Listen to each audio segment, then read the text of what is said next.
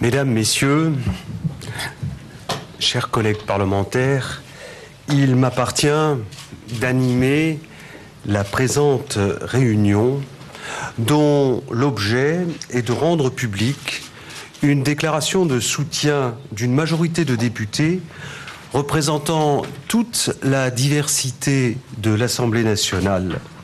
Cette déclaration appelle le gouvernement français à reconnaître la résistance contre la dictature religieuse en Iran et à envisager d'établir un dialogue avec le Conseil national de la résistance iranienne. Décision du juge d'instruction, estimant que certes il était saisi d'un certain nombre de faits, mais que la qualification terroriste était impossible à retenir. D'abord, je rappelle tout de même que nous avons dû attendre plusieurs années après que l'organisation ait été retirée de la liste européenne. Il n'y avait plus rien dans ce dossier. Et décision de droit, nous savons que dans le même temps, il y a, en ce qui concerne la résistance iranienne, ce drame abominable qui se déroule à Ashraf. Nous n'avons jamais pu séparer les deux, d'abord parce que nos adversaires lient les deux. C'est-à-dire qu'ils s'estiment tous les droits à Ashraf sous prétexte que c'était des terroristes. Je pense que maintenant, le problème, effectivement, est urgent. Il faut sauver la vie de ces hommes et de ces femmes qui se trouvent actuellement à Ashraf. I am a member of the House of Lords in Britain, and this issue is being constantly brought up and discussed by many of my colleagues from all parties, both in the House of Commons in London and also in the House of Lords. People tell me, the last time I spoke, that this is a complex matter. Well, there are certainly complex factors in it, but it is, at its heart, au fond, a very simple matter. It is a matter of the denial of human rights to a collection of vulnerable men and women who are left in an isolated position, entirely at the mercy of those who have the right of lethal force and who have been in the past prepared to use it.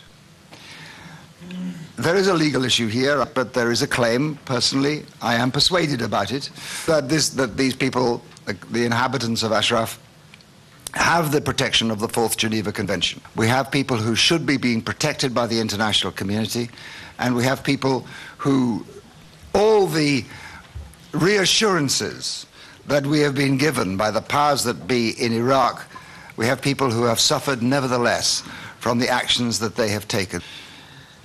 I do not mind. It does not interest me, the complications of this. It is the simple human condition of people who ought to be in receipt of the protections of the international community are nevertheless exposed to these dangers. And I therefore take the view that has been so strongly expressed here, which I fully support, that the time has now come. We cannot wait longer. We have to now begin to seek a solution to this.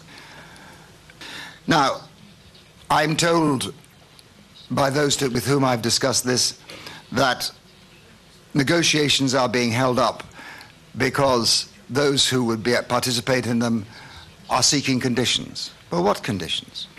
The conditions are that the appalling repression that is taking place at Ashraf at present should be lifted. That is a perfectly reasonable condition. How can you possibly negotiate a solution to this under the kind of duress which is now being suffered by the vulnerable? So I would like to, if I may, Madam Rajavi, Mr. President, sketch out what I think might be a possible way forward. The first is that there cannot be any compulsory resettlement. There cannot be a compulsory resettlement. Those who argue that this would lead to circumstances that could produce a greater and further tragedy, I think, are right. There can be no compulsory resettlement.